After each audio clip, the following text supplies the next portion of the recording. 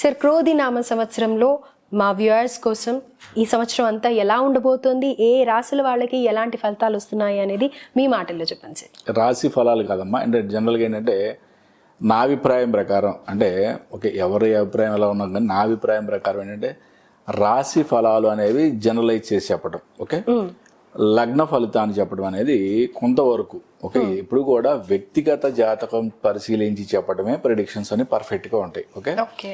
But generalise చేసి చెప్పేటప్పుడు మనం రాశి ఫలాల కన్నా కూడా లగ్న ఫలం చెప్పడం అనేది కొంతవరకు యాక్యురేట్గా ఉంటుంది అని చెప్పి చెప్పుకోవచ్చు, ఓకే. ఇది నా అభిప్రాయం. కాబట్టి నేను లగ్న ఫలాలు మీకు ఈ క్రోధినామ సంవత్సరంలో ఏ విధంగా ఉండబోతున్నాయి అనేది చెప్తా. సార్ క్రోధినామ సంవత్సరంలో మరి తులా లగ్నం వాళ్ళకి ఎలా ఉండబోతుంది సార్? క్రోధినామ సంవత్సరంలో తులా లగ్నం వాళ్ళకి ఏ విధంగా ఉండబోతుందో ఒకసారి చూద్దాం. వీరికి కుటుంబంతో చాలా ఆనందంగా గడుపుతారు. వాహనము కొత్త వాహనాలు కొనే ఛాన్సెస్ కనిపిస్తున్నాయి.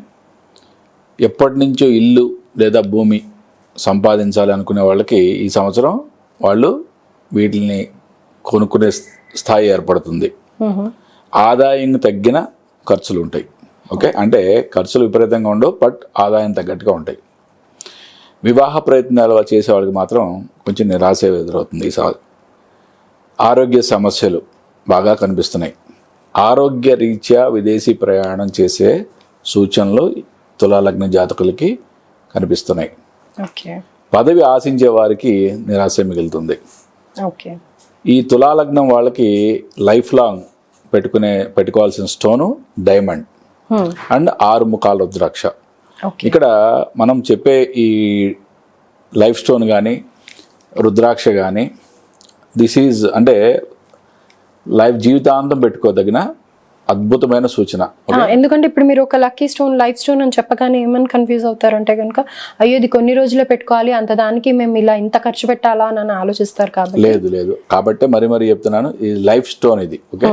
ఇంకా మీకు లక్కీ స్టోన్స్, భాగ్య స్టోన్ లేదా మీ యొక్క జాతకంలో ఎటువంటి సమస్యలు ఉన్నా కూడా పర్సనల్ అపాయింట్మెంట్ తీసుకొని కలిస్తే నేను వాళ్ళకి క్లియర్గా వారి యొక్క పామిస్ట్రీ కూడా చెక్ చేసిన తర్వాత ఏ రత్నాలు ధరించాలి అనేది నేను క్లియర్గా మీకు రిపోర్ట్ ఇస్తుంది జరుగుతుంది. Right sir, thank you sir. నమస్తే అమ్మ, హరి ఓం శివ.